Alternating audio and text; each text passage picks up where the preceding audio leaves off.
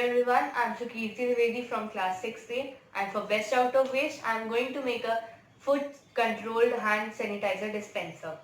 And for that I am going to use a used mouthwash bottle, a cosmetic tube, straw, plastic pipe, and my tools will be a soldering iron, permanent marker and a scissor with a glue stick.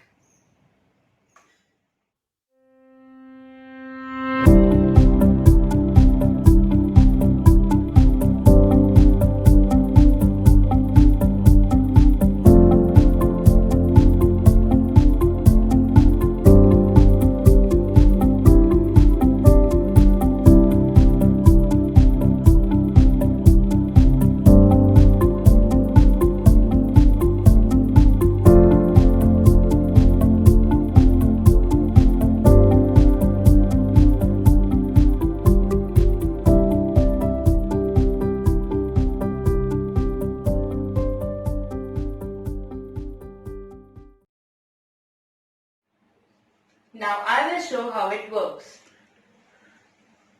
Firstly, we have to press this pressure bottle, and so the air will go through this pipe and make pressure here, and then the sanitizer will come out of the nozzle like this.